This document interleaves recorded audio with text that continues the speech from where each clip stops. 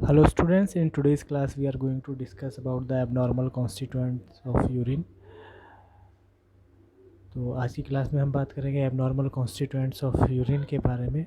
The substance normally not found in the urine includes proteins, carbohydrates, ketone bodies and its product and the bile salts. Abnormal constituents of urines वो constituent हैं जो कि normal conditions में human urine में present नहीं होते हैं और कुछ सब्सटेंस हैं जो कि एबनॉर्मल कॉन्स्टिट्यूएंट ऑफ यूरिन की तरह कंसीडर करे जाते हैं, जैसे कि proteins, carbohydrates, ketone bodies, bile salts, bile pigments, hemoglobin, erythrocytes, pus cells. These all are considered as abnormal constituents of urine because normal urine में ये कंटेंट्स प्रेजेंट नहीं होते हैं और जब ये कंटेंट यूरिन में एक्सक्रीट होते हैं तो वो रिप्रेजेंट करते हैं किसी न किसी पैथोलॉजिकल कंडीशन को या डिजीज स्टेट को. तो जो कॉन्स्टिट्यूएंट नॉर्मली यूरिन में प्रेजेंट नहीं होते हैं और अगर वो यूरिन में पाए जाते हैं तो वो रिप्रेजेंट करते हैं किसी डिजीज स्टेट को और उनको कंसीडर करा जाता है as a pathological constituent of urine. तो एबनॉर्मल कॉन्स्टिट्यूएंट्स ऑफ यूरिन को डिटरमाइन करने के लिए या चेक करने के लिए हमें परफॉर्म करना होता है केमिकल एनालिसिस ऑफ यूरिन. और केमिकल एनालिसिस ऑफ यूरिन से हमें इंफॉर्मेशन मिलती है अबाउट द पैथोलॉजिकल कॉन्स्टिट्यूएंट और we can say about the abnormal constituent of urine. And we also get information about the normal constituents of urine and their relative amount, whether they are present in normal range or they are exceeding their range. So to understand the abnormal constituent of urine, we also have to discuss about the physical properties of the urine, because when the abnormal constituents of urine are present in the urine sample, they also affect the physical properties of the urine. So first we will begin with volume. As we know, the normal volume of the urine output in a day is 0.8 liter to 2 liter. It is considered as a normal volume of urine in a day. But if the urine volume become less than 400 ml, then this condition is called ओलीगूरिया. अगर urine का जो volume है वो 400 ml से कम हो जाता है इन a day तो उस कंडीशन को हम कहते हैं ओलीगूरिया. और ओलीगूरिया की जो कंडीशन है इसके पीछे रीज़न हो सकता है शॉक, डायरिया, वोमिटिंग या डिहाइड्रेशन. अगर यूरिन का वॉल्यूम 100 ml से भी कम हो जाए या कोई यूरिन आउटपुट ही ना हो थ्रू आउट द डे तो उस कंडीशन को हम कहते हैं एनूरिया. और एनूरिया का रीज़न हो सकता है कोई सीवियर शॉक या रीनल फेलियर. किसी भी वजह से अगर रीनल फेलियर हुआ है तो एनूरिया कंडीशन आपको देखने को मिल सकती है. तो ये तो बात हो गई जब आपका यूरिन वॉल्यूम डिक्रीज़ हो गया है नॉर्मल रेंज से. लेकिन अगर यूरिन वॉल्यूम नॉर्मल रेंज को एक्सीड कर गया है, यूरिन वॉल्यूम बढ़ गया है, तो उस कंडीशन में क्या होगा. तो अगर यूरिन वॉल्यूम 2.4 लीटर या उससे ज़्यादा हो जाता है इन अ डे तो उस कंडीशन को हम कहते हैं पॉलीयूरिया. और पॉलीयूरिया की जो कंडीशन है ये मेनली हमें देखने को मिलती है डायबिटिक पेशेंट्स में. अब हम बात करेंगे ऑडियोर की या स्मेल की. तो हमें पता है जो नॉर्मल यूरिन है उसकी ऑडियोर जो होती है बहुत ही पिक्यूलरली एरोमेटिक ऑडियोर होती है, बहुत पिक्यूलियर होती है. लेकिन अगर यूरिन सैंपल में से आपको एक फ्रूटी ऑडियोर देखने को मिले या फ्रूटी स्मेल या स्वीट स्मेल देखने को मिले तो वो रिप्रेजेंट करती है डायबिटिक एसिडोसिस को, यानी कि पेशेंट आपका सफ़र कर रहा है डायबिटीज़ से और उस डायबिटिक एसिडोसिस कंडीशन की वजह से यूरिन में जो स्मेल आएगी वो फ्रूटी स्मेल आएगी. अगर यूरिन में आपको माउसी स्मेल देखने को मिलती है तो ये रिप्रेजेंट करती है presence of phenyl ketone urea, यानी कि यूरिन के अंदर कीटोन बॉडीज़ प्रेजेंट हैं, यानी कि पेशेंट आपका कीटोसिस के स्टेज से अंडरगो कर रहा है. फिर हम बात करते हैं कलर ऑफ यूरिन की. तो जो नॉर्मल हेल्दी यूरिन होता है उसका कलर होता है पेल येलो. लेकिन अगर यूरिन का कलर डार्क येलो है, इंटेंस येलो है, तो ये रिप्रेजेंट कर रहा है कि यूरिन के अंदर आपके bile salt and bile pigments present हैं, यानी कि पेशेंट आपका सफ़र कर रहा है जॉन्डिस से.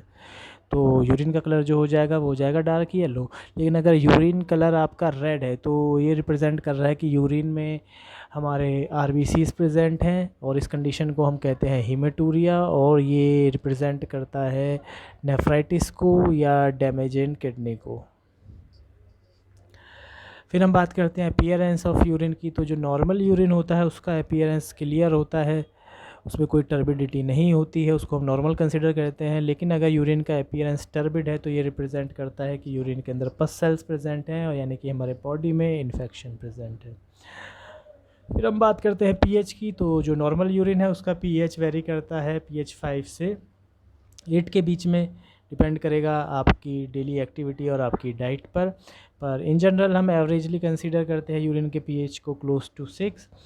और ये ऑब्ज़र्व करा गया है जो वेजिटेरियंस होते हैं जिनकी डाइट का मेन पार्ट वेजिस के थ्रू आता है, उनका यूरिन स्लाइटली एल्कलाइन साइड पर रहता है, जबकि जो मीट कंज्यूमर्स हैं या नॉन वेजिटेरियंस हैं उनका जो यूरिन है वो स्लाइटली एसिडिक साइड पर रहता है।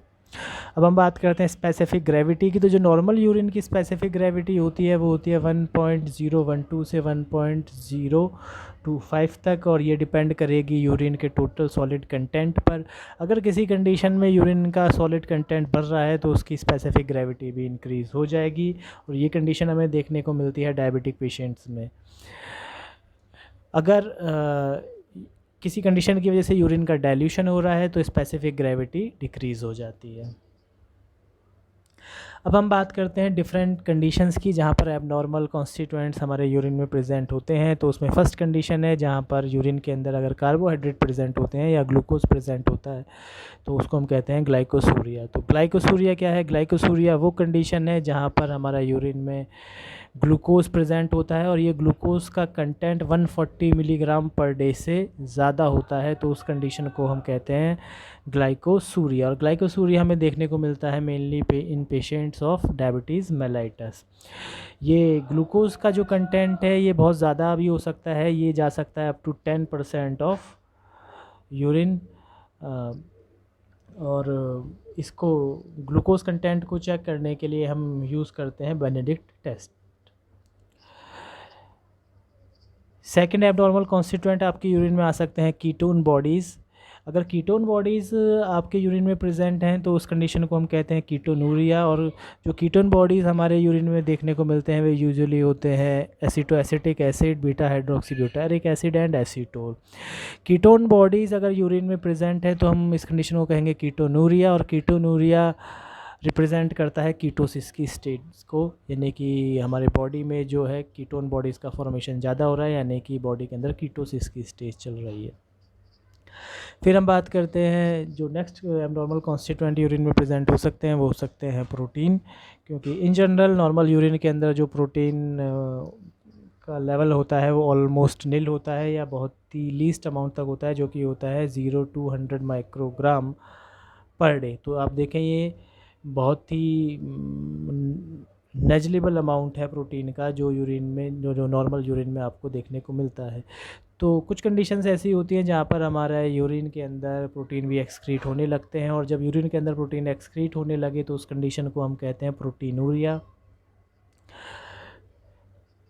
जो सबसे ज़्यादा प्रोटीन यूरिन में एक्सक्रीट होता है या देखने को मिलता है वो होता है आपका एल्ब्यूमिन। हालांकि और भी प्रोटीन आपके यूरिन में एक्सक्रीट हो सकते हैं, ठीक है। और ये जो प्रोटीन का एक्सक्रीशन है यूरिन में ये बहुत ज़्यादा भी हो सकता है, ये जा सकता है आपका 20 gram of protein in a day. तो डिफरेंट टाइप के प्रोटीन्स आपके यूरिन में एक्सक्रीट हो सकते हैं एबनॉर्मल कंडीशंस में, जिसमें कि आपका एल्ब्यूमिन हो सकता है, ग्लोब्यूलिन हो सकता है, न्यूक्लियो प्रोटीन हो सकते हैं, फाइब्रिन हो सकता है, myoglobin, haemoglobin, Bence Jones protein हो सकता है। ये सारे प्रोटीन्स आपके यूरिन में अगर प्रेजेंट होते हैं या इनमें से कोई एक प्रोटीन आपके यूरिन में प्रेजेंट होता है तो उस कंडीशन को हम बोलेंगे प्रोटीनूरिया। अब इन सारे प्रोटीन में से भी इन जनरल जो प्रोटीन यूरिन में देखने को मिलता है एबनॉर्मल कंडीशन में वो देखने को मिलता है एल्ब्यूमिन। तो जब एल्ब्यूमिन हाई कंसंट्रेशन में हमारा यूरिन में प्रेजेंट होता है, यानी कि 0 से 100 माइक्रोग्राम पर डे लिमिट से अगर ज़्यादा एल्ब्यूमिन आपके यूरिन में एक्सक्रीट हो रहा है तो उस कंडीशन को हम बोलेंगे एल्ब्यूमिनूरिया। अब एल्ब्यूमिनुरिया जो है वो आपका 3 टाइप का होता है, 3 टाइप्स का होता है। प्री रीनल एल्ब्यूमिनुरिया होता है, रीनल एल्ब्यूमिनुरिया होता है और पोस्ट रीनल एल्ब्यूमिनुरिया होता है। प्री रीनल एल्ब्यूमिनुरिया जो होता है ये बेसिकली होता है जब आपकी किडनी की फंक्शन में कोई चेंज हो रहा है या किडनी में कोई इन्फ्लामेशन या इन्फेक्शन हो गया है, तो वहाँ पर आपको प्री रीनल एल्ब्यूमिनुरिया देखने को मिलता है। इसका एक रीज़न एसाइटिस भी हो सकता है। एसाइटिस यानी कि वो कंडीशन जहाँ पर पेरिटोनियल कैविटी में फ्लूइड का एक्यूमुलेशन हो गया है, तो उस कंडीशन को हम बोलते हैं एसाइटिस। जब रीनल वेंस के ऊपर आपका प्रेशर बढ़ जाता है, तब उस कंडीशन में भी आपको प्री रीनल एल्ब्यूमिनुरिया देखने को मिल सकता है। या फिर कुछ सर्टेन ड्रग्स हैं कि अगर उनकी टॉक्सिसिटी बॉडी में हो जाए तो वो भी प्री रीनल एल्ब्यूमिनुरिया प्रोड्यूस करती हैं, जैसे कि बारबिट्यूरेट्स एंड सल्फोनामाइड्स। फिर आता है आपका रीनल एल्ब्यूमिनुरिया। रीनल एल्ब्यूमिनुरिया के जो रीज़न होते हैं वो हैं मेनली आपके glomerulonephritis, nephrosclerosis and eclampsia. Third category है आपकी post renal albuminuria. Post renal albuminuria वो कंडीशन है जहाँ पर जो एल्ब्यूमिन है उसका एडिशन यूरिन में होता है बियॉन्ड द यूरिनिफेरस ट्यूब्यूल, यानी कि यूरिन फॉर्मेशन के बाद अगर एल्ब्यूमिन का एडिशन यूरिन में हो रहा है तो उसको हम बोलेंगे पोस्ट रीनल एल्ब्यूमिनुरिया। ठीक है।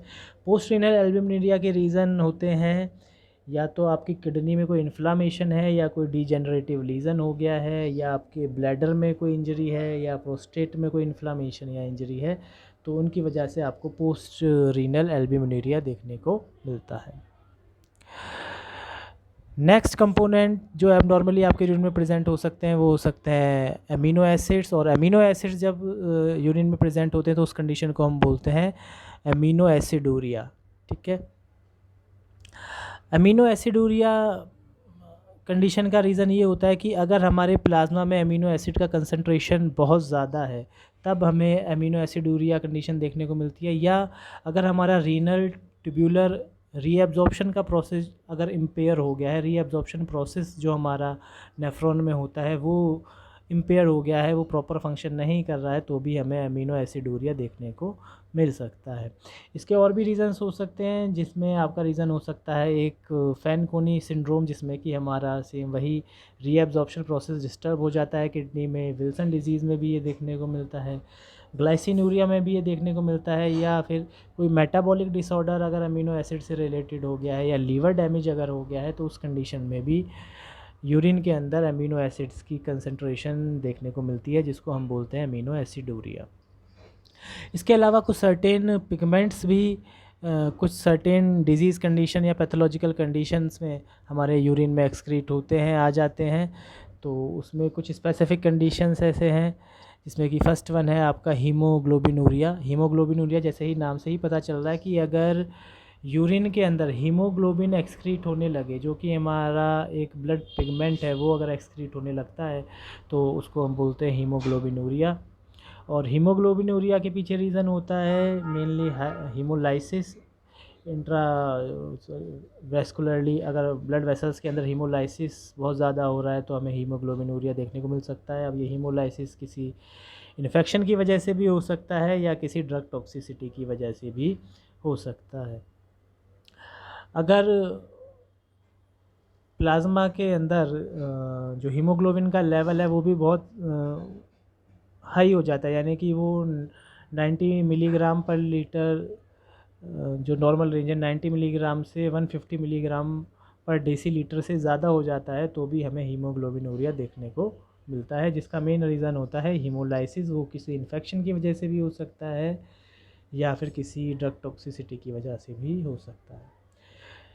नेक्स्ट कंडीशन है आपकी हीमेटूरिया, जो हमने पहले भी डिस्कस करी कि हीमेटूरिया वो कंडीशन है जहाँ पर यूरिन के अंदर आरबीसीज एक्सक्रीट होने लगती हैं, यूरिन के अंदर आरबीसीज प्रेजेंट होती हैं। उस कंडीशन को हम बोलते हैं हीमेटूरिया। और इसका जो मेन रीज़न होता है वो होता है कि यूरिनरी ट्रैक में कोई इन्फेक्शन हो गया है जिसकी वजह से आपको ब्लीडिंग हो रही है, या आपके जो नेफ्रॉन्स हैं, जो ग्लोमेरुलस एपरेटस है, वहाँ पर कोई इन्फ्लामेशन या इन्फेक्शन हो गया है, जिनकी वजह से जो आरबीसीज हैं वो आपके यूरिन में जा रही हैं। जिससे कि उसका कलर भी रेड हो जाता है। नेक्स्ट एबनॉर्मल कॉन्स्टिट्यूएंट आपके यूरिन के होते हैं बाइल सॉल्ट्स, और जो दो मेन बाइल सॉल्ट आपके यूरिन में हमें देखने को मिलते हैं वो होते हैं sodium taurocholate and sodium glycocholate. और अगर यूरिन में sodium taurocholate and sodium glycocholate present हैं तो ये रिप्रेजेंट करते हैं ऑब्स्ट्रक्टिव जॉइंटिस को।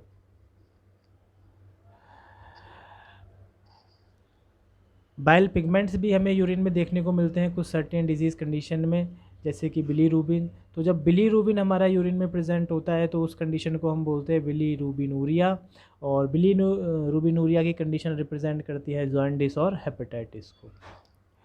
कुछ कंडीशन में हमें यूरोबिलिनोजन भी यूरिन में देखने को मिलता है। वैसे तो नॉर्मल कंडीशन में जो यूरोबिलिनोजन यूरिन में प्रेजेंट होता है उसकी रेंज होती है 1 से 4 मिलीग्राम इन अ डे, लेकिन अगर ये कम्प्लीटली एब्सेंट हो जाता है यूरिन में तो ये इस बात को रिप्रेजेंट करता है कि आपकी जो बाइल डक्ट है, पेशेंट की जो बाइल डक्ट है वो कम्प्लीटली ब्लॉक हो गई है और उसको हमें सर्जरी के थ्रू ओपन करवाना पड़ेगा। ठीक है। और अगर इससे 1 से 4 मिलीग्राम की जो डेली लिमिट है यूरोबिलिनोजन की, अगर वो एक्सीड हो जाती है, उससे ज़्यादा अमाउंट अगर यूरोबिलिनोजन का यूरिन में प्रेजेंट होता है तो वो रिप्रेजेंट करता है कि बॉडी के अंदर एक्सेसिव हीमोलाइसिस हो रहा है, या तो हिपेटोसेलुलर जॉन्डिस हो गया है, या किसी और हेपेटिक डिजीज़ से सब्जेक्ट सफ़र कर रहा है। कुछ कंडीशंस में हमें कुछ हार्मोन्स भी देखने को मिलते हैं यूरिन के अंदर, जैसे कि human chronic gonadotropin. Normal urine के अंदर जो ह्यूमन क्रोनिक गोनाडोट्रोपिन है उसका अमाउंट ऑलमोस्ट नेग्लिजिबल होता है, लेकिन प्रेग्नेंट लेडीज़ के अंदर जो ह्यूमन क्रोनिक गोनाडोट्रोपिन है उनका जो लेवल है बहुत स्पाइक अप कर जाता है, और इस स्पाइक लेवल को चेक करके ही हम प्रेगनेंसी को डिटेक्ट कर सकते हैं। जितने भी हमारे प्रेगनेंसी टेस्ट किट हैं जो मार्केट में आते हैं वो सब इसी प्रिंसिपल पर काम करते हैं कि वे सिंपली यूरिन के अंदर प्रेजेंट ह्यूमन क्रोनिक गोनाडोट्रोपिन के लेवल को मेज़र करते हैं। ठीक है।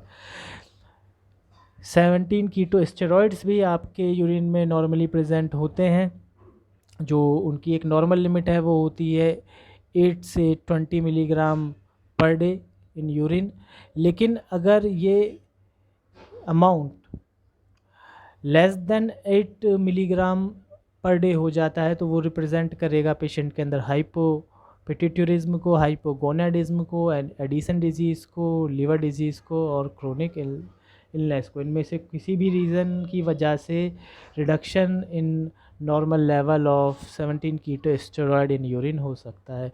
लेकिन अगर 20 मिलीग्राम पर डे से ज़्यादा लेवल आपको 17 कीटो स्टेरॉइड्स का यूरिन में देखने को मिलता है तो वो रिप्रेजेंट करता है एड्रीनल कॉर्टिकल ट्यूमर्स को और इंटेस्टाइनल सेल ट्यूमर्स को। यानी कि अगर एक्सेसिव सिक्रीशन हो रहा है 17 कीटो स्टेरॉइड्स का तो वो रिप्रेजेंट कर रहा है प्रेजेंस ऑफ ट्यूमर्स को एड्रीनल गैड और इन द इंटेस्टाइन, और अगर less amount of 17 keto steroid excrete हो रहा है यूरिन में तो वो रिप्रेजेंट करेगा hypopituitarism, hypogonadism, Addison disease, liver disease या क्रोनिक इलनेस को। So this is all for today's class. Thank you.